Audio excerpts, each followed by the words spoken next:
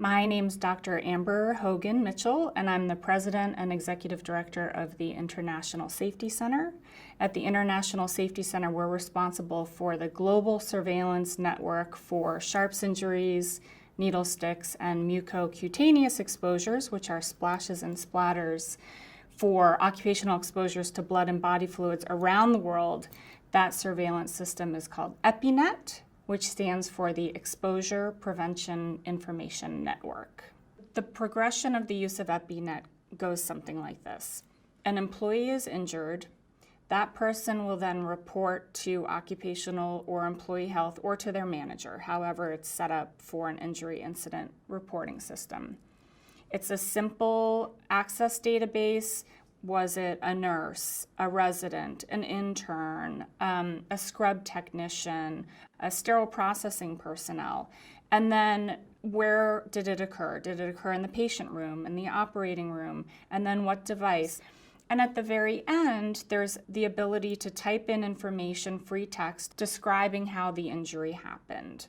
When there is an injury that occurs, source patient testing has to happen, meaning did that person that the procedure was being done on, were they positive for HIV, for hepatitis C, for hepatitis B, and then baseline testing for the employee. We need to understand about how to prevent that seroconversion, meaning if the patient was HIV positive, we need to prevent the healthcare worker from being HIV positive.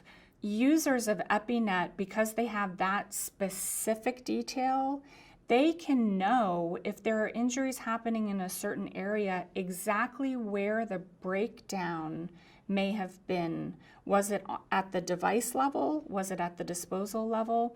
And then that can then inform their evaluation of different devices, of different positions for the sharps disposal container, of all sorts of really helpful things that help drive their evaluation and selection of certain devices over time.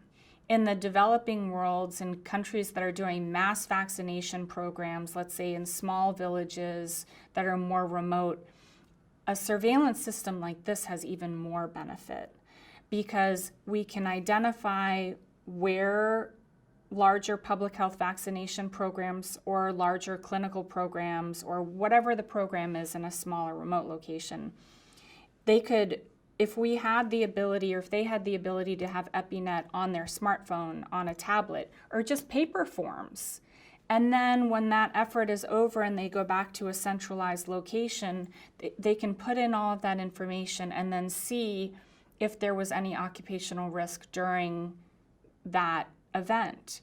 And what's so great about it too is that, again, since these forms can be filled out by paper, they can be filled out anywhere and then entered into the database later. And so it really becomes an ongoing ability to identify how to reduce occupational health risk anywhere in the world, in any remote location, in any centralized large city. It doesn't matter. It's just the ability to identify how to reduce those incidents as they're happening, and we can't know how to reduce them until we track them. This is a big year. This is the 20th anniversary of the Needle Stick Safety and Prevention Act.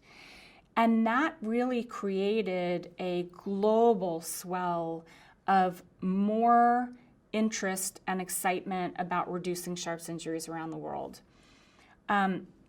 We've seen a lot of changes, a lot of good ones and a lot of not so good ones. The great changes that we've seen have been really tremendous reductions in injuries related to blood collection. The technology for blood collection has gotten a lot better over the years. There are some great advancements for devices that prevent needle stick injuries. We've seen a lot of great successes with injuries from IV catheters. Again, the technology for IV catheters has really grown and we're seeing decreases in injuries because of it. There are some elements, though, where we still have a lot of room to improve. With increasing prevalence of diabetes around the world, we see more and more people injecting with insulin. So we're starting to see more injuries happening from injecting insulin, specifically using insulin needles. So It's really important that healthcare facilities are evaluating safer options for safety hypodermic syringes and also for pen needles. And this is one of the exciting things to think about as we're progressing into the next generation of devices, where we can see with increasing prevalence of some injectable drugs moving towards more innovative solutions for delivery of those drugs, which not only improves the overall health of and wellness of the patient, but also the health and wellness of that healthcare worker. The best and only way to keep our populations healthy is to keep our health workers healthy. If we don't have the capacity to identify what risks health workers are facing around the world, relative, in this case, to Sharps injuries, then we don't have the ability to keep them well and safe enough to provide the patient care that is desperately needed around the world.